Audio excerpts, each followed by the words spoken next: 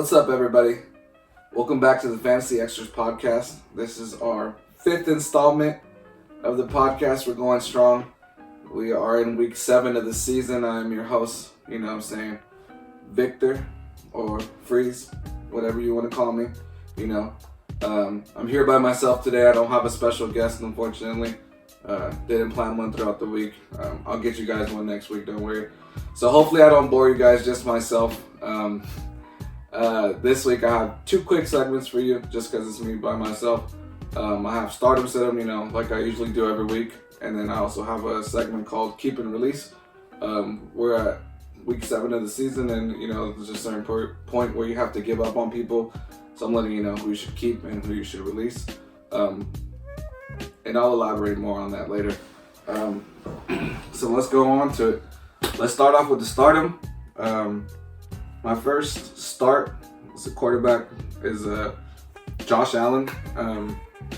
Josh Allen has been playing pretty well from a fantasy standpoint.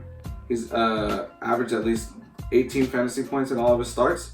And then he has a good matchup against Miami. We all know how much Miami sucks this season, so we're definitely starting Josh Allen this week. On to the running backs.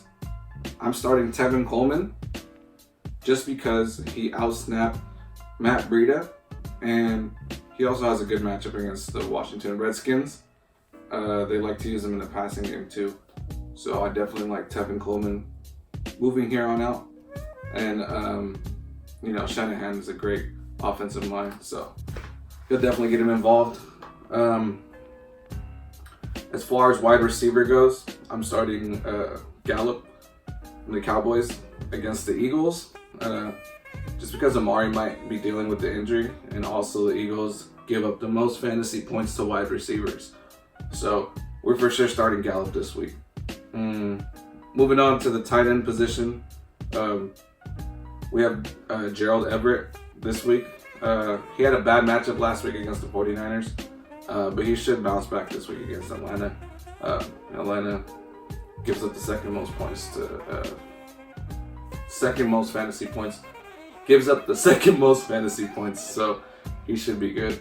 For kicker, we're going Zane Gonzalez.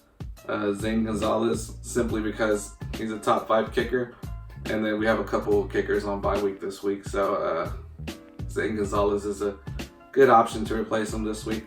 In defense, like we talked about earlier, Miami sucks, so we're gonna stick with Buffalo. Buffalo's been holding it down as a good defense, so yeah, we're gonna rock with them. Moving on to the sit-em column. Sam Darnold is the quarterback that I'm gonna sit this week. He looked nice last week in his first start since being back from having mono, but he faces the Patriots defense, and they're the best defense, so don't look for too much out of him this week, but he's a good quarterback, just not against the Patriots, My next one is a 2-for-1, so the running back and the wide receiver are from the same team, and it's Adrian Peterson and Terry McLaurin. And the reason we're not starting them is because they're facing the 49ers. Good against the run and the pass. Adrian Peterson is a good running back, but not this week. So don't lose faith in him because he will have a bad week this week. Terry McLaurin has been tearing stuff up too, but I think he's going to get locked down by that secondary. Moving on to the tight end position, we have Eric Ebron. That's who we're sitting this week. We're sitting him simply because he's touchdown dependent, and Houston hasn't given up a single touchdown to tight ends this season. So that's not looking good for him at all, especially as a tight end that's touchdown dependent. That's a tongue twister. Tight end touchdown dependent. Yeah, it's not looking good for him. Our kicker that we're sitting is Kai Fairbairn, the kicker from the Texans. Simply because he's only put up like 6 fantasy points in his last 4 starts each. So it's not looking good for him. And also the Colts don't give up that many points to kickers. So that's that. As far as defense goes, we're going to sit the Baltimore Ravens against the Seahawks. Baltimore really hasn't lived up on defense this season.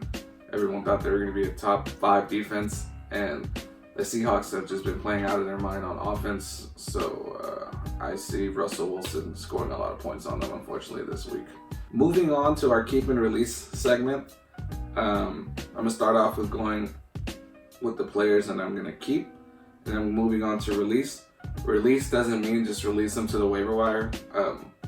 I suggest if you do have some players, you could try to get trade value for them. So don't just release them to the waiver wire. That's not what I mean just by release. Try to see if you can still get something out of them. You always want to try to see if you can get something out of someone before you ultimately get rid of them to the waiver wire. I have a lot more release candidates than to keep, so the keep's going to be short. Players we want to keep and don't want to lose faith on. Aaron Rodgers. Aaron Rodgers has only had 2 games over 20 fantasy points. I still think he's finding his groove in that offense, and they're relying a little bit more on the running game, but this week might be a bad week too, just because all his receivers are out. He might have a down week this week. Again, don't lose faith. I think Aaron Rodgers should continue to get better throughout the season, and he will be a top 5 quarterback is what I believe. Fun fact, Aaron Rodgers only has 1 more fantasy point than Andy Dalton. That's horrible. All right, another player that we want to stick with is Stephon Diggs. He only has 2 games where he's put up more than 10 fantasy points. The new offense is relying heavily on Dalvin Cook. But last week they found a passing game. They started passing the ball. Not that they started passing the ball, but they got Diggs more involved in the passing game. I think they're going to keep on, they remember that they have 2,000-yard receivers, and they're going to keep on feeding them week in, week out. Don't want to overwork Dalvin Cook, especially knowing that he has previous injuries, Another wide receiver we want to stick with is Odell. A lot of people were freaking out over Odell. I think the Browns still have to discover their offensive identity. New head coach, it's not going to be easy. Odell's had a couple of bad weeks. Odell's still an elite receiver, don't get it wrong. Don't give up on Odell. Another wide receiver is Brandon Cooks. Brandon Cooks hasn't had those big games. He hasn't had anything that stuck out. He's been pretty mediocre all season. However, I like the Rams offense. It's a good offense to be in with Sean McVay. I see him being more involved in that offense as the season goes on, and he should have those big games, especially later on in the season. A running back to not give up on is David Montgomery. Especially now, the Browns are getting him more. The Bears are getting him more touches, so he's averaging at least, I believe, 18 touches a game now. So, hopefully with all those touches that he's getting, we see more production out of him. And also as the season goes on, rookies learn too. So we got to remember he's still a rookie, so don't give up on him yet. Another rookie that I'm saying stick with is T.J. Hawkinson. He's had 2 good games so far this season, and the rest have been duds. The Lions offense doesn't use them as much as I would like them to use them. Hopefully Matt Patricia figures something out and figures that he has a crazy weapon on offense, because they need to get him involved more. I'm not giving up on him yet, though. Hopefully he gets involved soon. And we are going on to the release candidates. And my first release candidate is a player I was big on in the offseason. I said he could be potentially an overall number 1 pick. I hyped him up so much. Le'Veon Bell. Le'Veon Bell was supposed to be an elite back for me. Coming off being a year without playing football, I thought he was going to be well rested. I thought he was going to tear it up. No matter what team he's on, he's played all right, but he hasn't lived up to that hype. I drafted him with my 6th pick in one of my leagues, and I'm upset. So yeah, definitely try to get Le'Veon Bell off your team and see what you can get for him. Joe Mixon is another back that you want to get off your team. However, I don't think it's Joe Mixon's fault that he's been sucking. I really think that it's just the team. The Bengals just suck. You might want to wait and see. I don't know if he might get traded or not, but the Bengals are obviously in a rebuild mode, so there's no rumors or nothing. It's just me speculating. If you can, wait till after the trade deadline, or if not, try to see what you can get for Joe Mixon, but you don't want him on your team. Another release candidate is Juju.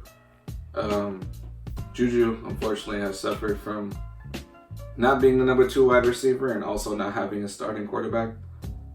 We're down to the 3rd string quarterback. Mason Rudolph might play this week, not sure. Juju has suffered so much without having Big Ben and without having AB on his other side. He's a wide receiver that was drafted high. Get what you can for him right now. I don't see his season getting any better, unfortunately. Another running back that you want to move on from is Kenyon Drake. Kenyon Drake, the Dolphins are getting tired of him not producing. Walton has surpassed them. He started last week. Kenyon Drake was a good back that emerged on the Dolphins once they got rid of Jay Ajayi. And he was an explosive back, and he led a lot of people to the championships, including me, with that run that he had at the end of the season when he started starting. However, he just hasn't been the same back, and it's just been disappointing. He might get traded to another team, so that's another running back you might want to hold off on. Another players that you want to release is any Chiefs receiver that's not Tyreek Hill. We saw with Tyreek's absence that a certain Chiefs wide receiver would go off. It's not the case anymore. Tyreek is back, and these receivers are not doing anything. Especially with Pat Mahomes out, Tyreek is the only viable option on that offense to me. We're going on to a similar scenario, which is the Packers offense. Any receiver that's not Devontae Adams, you want to move on from.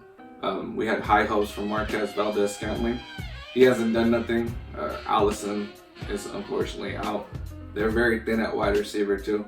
As long as it's not Adams, I don't want anything to do with any Green Bay Packers receiver. All right, another topic on the wide receiver is Antonio Clown. Antonio Brown has not played since week 2 with the Patriots, right? Looked great with Tom Brady, and then he was released over his rape accusations. And it's hard to let him go just because you've held on to him because you drafted him probably in the 2nd or 3rd round. He's also one of those wide receivers that could sign to any team and potentially, help you in the second half of the season.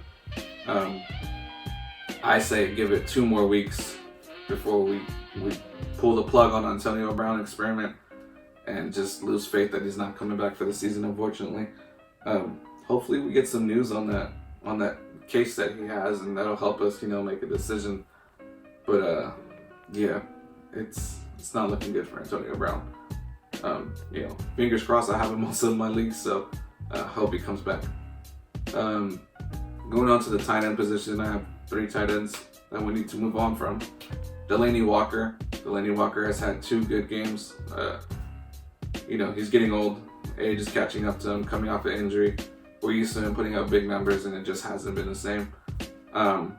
Definitely move on from Delaney Walker, especially with Ryan Tannehill starting. We're moving on from that guy. Another tight end is O.J. Howard on the Bucks. He did great last season, and then this season it's like he's non-existent.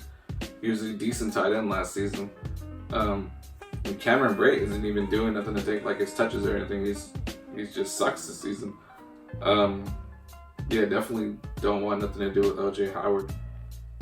And our last tight end and last player that you need to move on from is Jared Cook. Jared Cook has had 2 good weeks. However, he sucked horribly the other games, and we're not going to base his overall production on 2 weeks. Okay, if he does good this week, then maybe you might be able to keep him. But those other weeks he was horrific, and especially what he did with the Raiders and Derek Carr. He had an amazing season last season. He's just not producing on that Saints offense. So definitely a player you want to keep in mind to release. All right, everybody. That's it for the Fantasy Experts podcast. It was a short but sweet episode. I'll be back with you next week. I'll bring you guys a special guest. Don't worry. Thank you, everybody that's been rocking with us so far, and good luck on your matchup this week.